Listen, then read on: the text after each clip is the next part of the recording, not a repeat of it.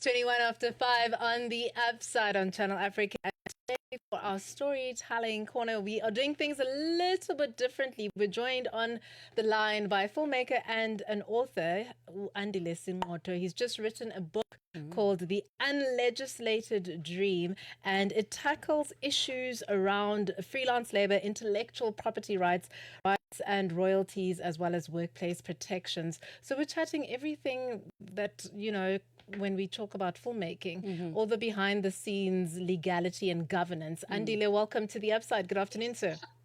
Thank you for having me. So, what does it look like to operate within an unlegislated industry like South African film? I always say this. Our lawyers would always say that our industry is like a Cinderella industry. It's like operating on an unlegislated industry is like operating in a country with no president, in a country with no ministers. Just anyone can do whatever they want.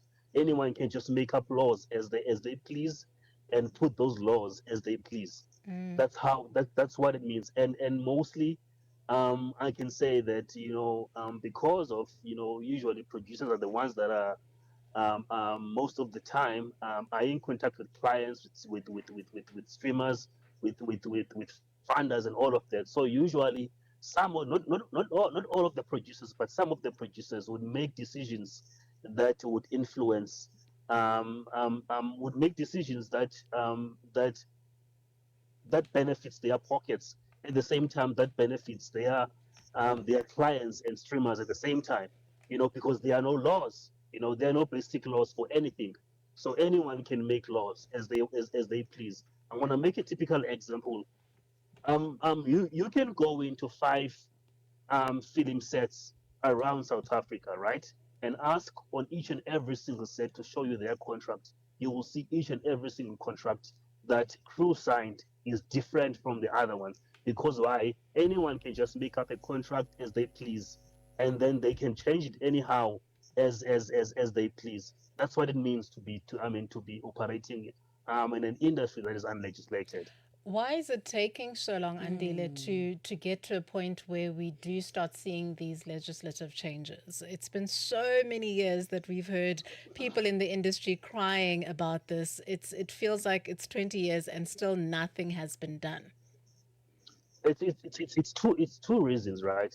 The first one, it's simply because of the government, the people that are put in places for our industry are not the people that are supposed to be put in place. They are just put in place for political reasons, Sure. for political powers, not for the good of our industry.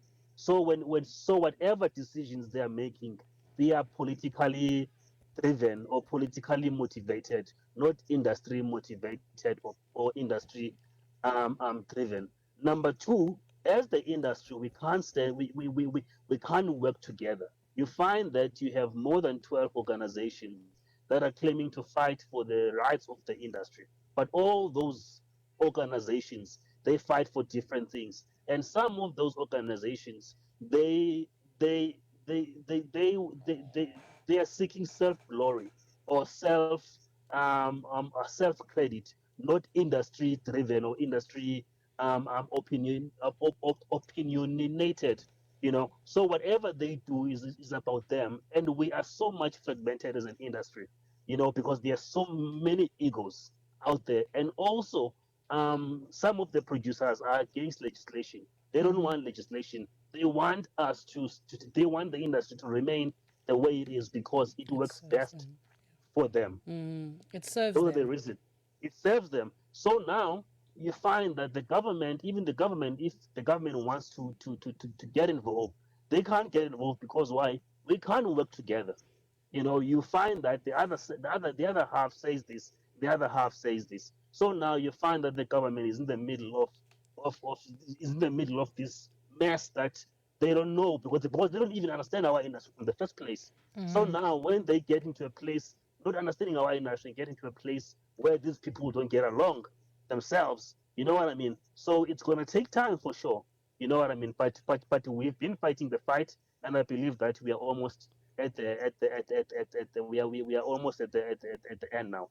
Andile, I was about to say we're giving a little bit too much leeway for the same government that managed to get past some of the most grotesque segregation. I mean, I think they know how to handle, conflict at its highest level, But what Yes. I do want to find out are some of the consequences of the continued unlegislated industry, considering that in the last 5 years, we've had shows that are charting in different countries coming from Africa. So what are some Mm. of the consequences if we would choose to continue the way that we've been continuing? Because as a producer myself, I'm sitting here and I'm like, I can create the content I want, I can hire the team that I want, but at the same time, I think you also don't want to have people be unfairly treated, because even in the freelance industry, you get paid for that Yes. one day you're on set, but your work lives on without being commissioned to you.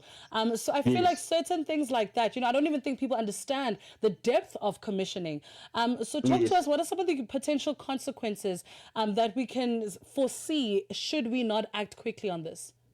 Yeah. I'm gonna tell you one. I mean, one of them. I have a friend now who just sold his house because why he wants to shoot a movie. I mean, there was a streamer that was interested, but the problem with that streamer, they say that if we find your movie and then we own everything, you are just working for us, you are just our employee. You give you we take the rights and then you become our employee. Something that this gentleman has been working on for 10 years, a script that has been working on for 10, because it's a true story script. And now the streamer says, I love the story, but if I give you the money, then I own everything. You just become my employee.